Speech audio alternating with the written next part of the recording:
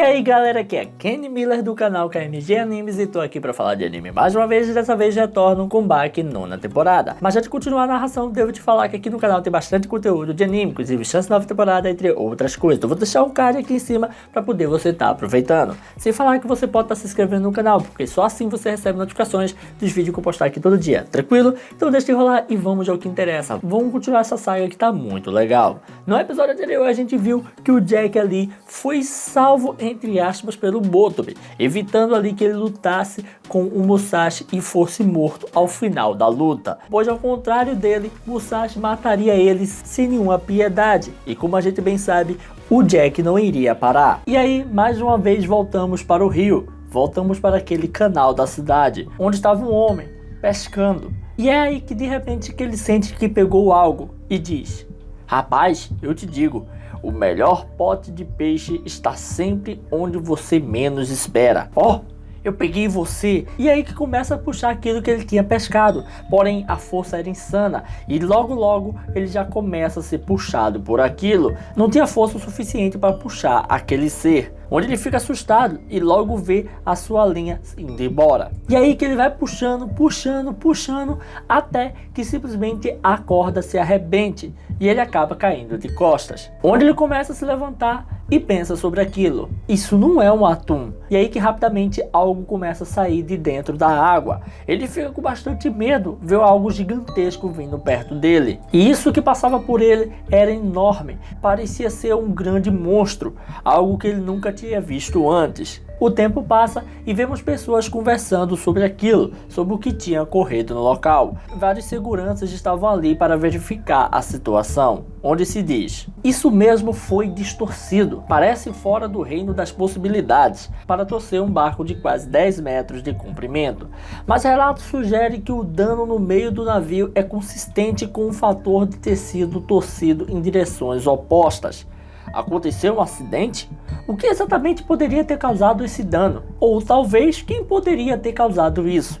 No momento, a polícia e os bombeiros estão trabalhando juntos em suas investigações. E aí que alguém fala: senhor Yoshida, com licença, senhor Yoshida.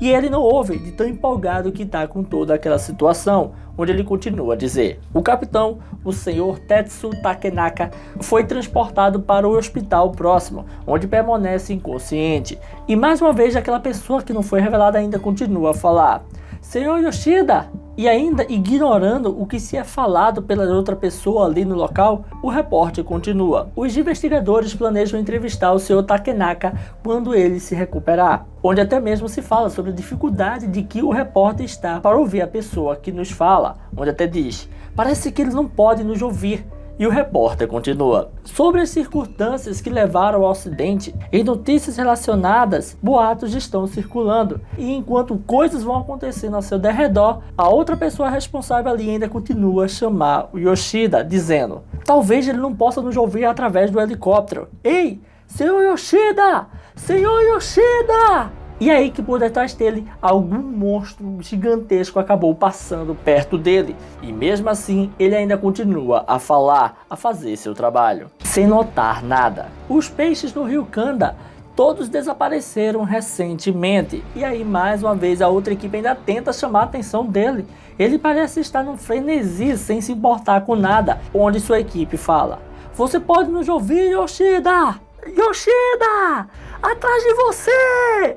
E aí que finalmente ele acorda e tem seus sentidos liberados. Mas para sua sorte, estava lá o Piccolo, que acabou pegando aquele grande monstro, um gigante crocodilo que estava próximo dele. E mesmo nesse momento, ainda sua equipe gritava: atrás de você! Está atrás de você! Tenha cuidado! E lá no jornal até mesmo o âncora pergunta: o que está acontecendo, Yoshida?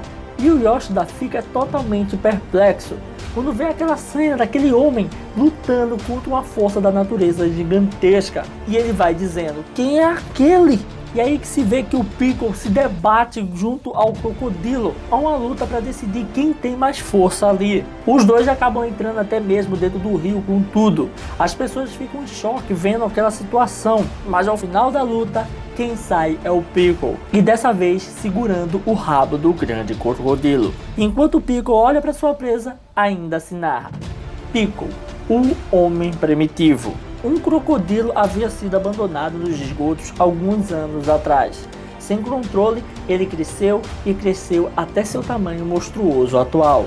Mas para Pickle, não era nada que ele não tivesse visto antes. E é aí que Pickle sai levando o crocodilo para dentro de um bueiro, para dentro de um dos escapamentos do esgoto, onde ainda até se narra, para ele era apenas um pequeno dinossauro. E é aí que Pickle não se importa com o tamanho daquilo, força aquele monstro a entrar com tudo dentro do bueiro. Tudo isso através da sua enorme força, onde ainda se continua a narrar. O que quer dizer que era apenas comida. E aí que vemos o crocodilo sendo puxado à força para dentro daquele buraco pequeno, e até mesmo as pessoas fora falam: não tem jeito, não vai dar por aí. E de repente, com bastante força, ele é puxado com tudo para dentro do buraco. Até mesmo a grande e grossa pele do bicho é totalmente engelhada, forçada a ser retraída, onde as pessoas se assustam e dizem: uau, oh meu Deus, não acredito, isso deve ser uma tortura.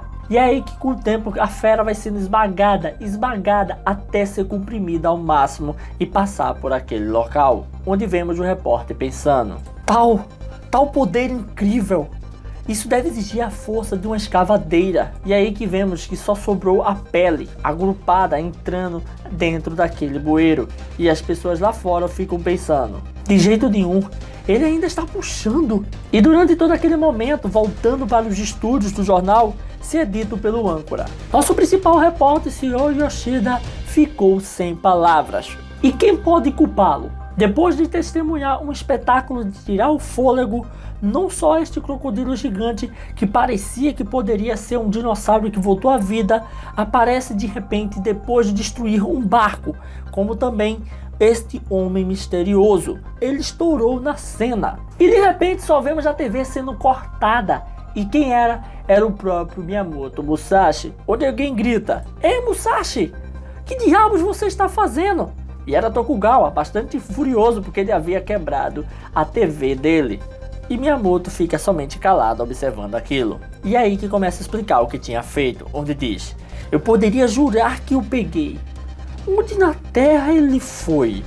E aí Tokugawa, bastante furioso, diz: seu idiota! Porque você tem que cortar minha TV em duas. Ele não está realmente na TV, eles são transmitidos pelas câmeras, depois os satélites no espaço soltam. E aí, sem se importar o que Tokugawa falava, o Miyamoto diz: está bem, então quem era? E Tokugawa fala: Pickle. E até mesmo Miyamoto pergunta: Pickle? E Tokugawa continua: o homem primitivo Pickle, ele foi um grande guerreiro no período Cretáceo que caçava e matava dinossauros. E ao ouvir isso, o Miyamoto ficou completamente perdido, onde ele diz: primitivo? Cretáceo? Dinossauro? Você está falando em algum dialeto? Bem, tudo isso aconteceu no Novo México, quando em nossa instalação de pesquisa nuclear descobrimos ele no leito do Sal Gema, que estava há mais de 100 milhões de anos. E é aí que Miyamoto fala: está bem, onde ele está? E nessa hora, tentando entender o que se passa na cabeça de Miyamoto, o Tokugawa diz para ele: interessado no Pickle então, né? E é aí que o tempo passa e vemos o Motobi lendo o jornal, e ele vê que se trata do Pickle, que havia aparecido às margens do rio Kanda. E ele suspira, onde diz: eu esqueci de você, mas isso não é desculpa, não para proteger você também. E é aí que de repente o Tokugawa é atacado pela Miyamoto, pelo menos ele lança um corte ilusório nele. Por que ele faria isso? E simplesmente o Tokugawa fica chocado, onde o Miyamoto fala: ele pode não ser habilidoso o suficiente para ser considerado um verdadeiro oponente. Contudo, e é aí que Tokugawa pergunta: você me cortou, não foi? E sem dar muita mínima para Tokugawa, simplesmente o Miyamoto fala: isso pode ser divertido, para testar a força de um lutador não polido. Onde até mesmo Tokugawa fica furioso e fala: isso foi baixo. E literalmente Miyamoto não tá nem aí, não liga, e continua a falar alto.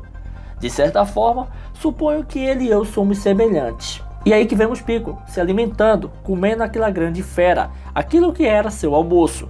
Nós vemos o resultado daquele monstro.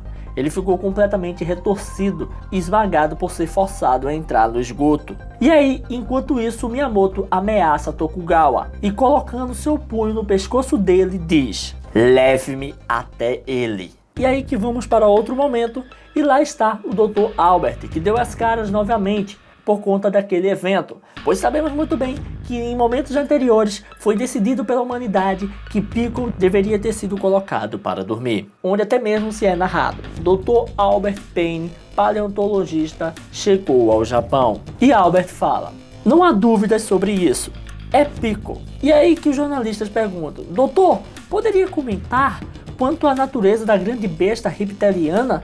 E aí que Albert fala: "Bem, para mim parecia um crocodilo gigante, mas para Piccolo provavelmente parecia uma refeição fácil." Onde as pessoas perguntam: "O Sr. Piccolo parecia ter desaparecido do Japão há algum tempo.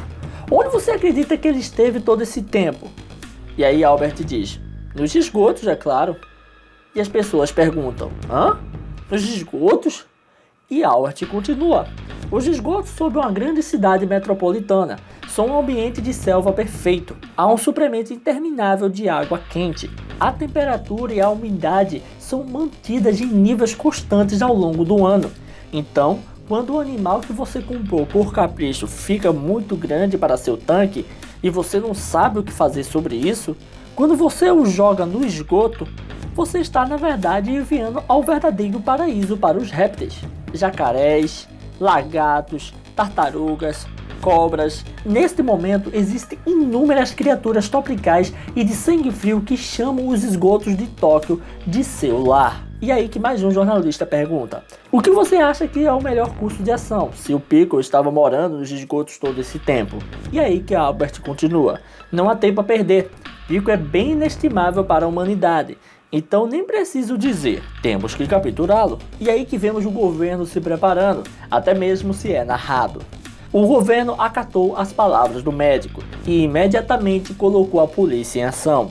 Um esquadrão de choque de 91 membros foi rapidamente formado e por instrução do médico Payne. Eles não deixaram nada ao acaso e juntaram mais de 5 toneladas de clorifórmio. Concentrando-se nas áreas onde o Piccolo foi testemunhado, eles selecionaram 10 entradas de esgoto em um perímetro de 1000 metros. Na marca do comandante, todas as unidades começaram a jogar. Em questão de momentos, os esgotos estavam cheios de gás clorifórmio. E aí que se passa o tempo e lá estava o Piccolo dormindo, onde se diz: "Ali está ele! É o Piccolo!" E mais uma vez aparece o Yoshida, onde ele grita: "Não há dúvidas! É mesmo o Piccolo! Isso apareceu no outro dia! O homem que pode rasgar um tigre siberiano com suas próprias mãos, o guerreiro mais forte do período Cretáceo! Eles estão carregando ele em uma ambulância! Mas para onde o levarão?" E aí que vemos que o local marcado para o Piccolo é justamente a grande torre de Tokugawa, onde lá embaixo está o grande laboratório, onde ainda se continua a dizer pelos jornalistas: "Funcionários relacionados estão permanecendo quietos e se recusa a responder as perguntas da imprensa." E aí que mais um tempo passa e vemos que o Piccolo já está no laboratório, onde está ali o Dr. Payne e, no caso, o assistente do Dr. John, onde se é dito: ele tem um cheiro e tanto." E Albert fala: "Ele é um sem-teto de 2 metros de altura. Você esperava que ele viesse cheirando a rosas?" E aí que o assistente diz: "Você está certo, peço desculpas." E Albert continua: "Em qualquer evento, esta é a configuração que você tem aqui agora." E aí que o assistente continua a falar sobre aquilo, para colocar o Albert a par de tudo, onde ele diz: "Estamos 366 metros abaixo da árvore do céu, 1000 a partir do topo. Esta é uma instalação privada e é a melhor." E Albert diz: "Eu posso ver isso." E é aí que alguém diz: "Desculpe deixá-lo esperando." E é aí que se mostra que é o Tokugawa, onde até mesmo o assistente já vê aquilo e diz: "Seu Tokugawa? O que? Ele trouxe o Musashi com ele?" E na mesma hora o Albert, feliz ao encontrá-lo, diz: "Tokugawa, seu velho idiota!" E o assistente só fica pensando sobre aquilo. "Hã?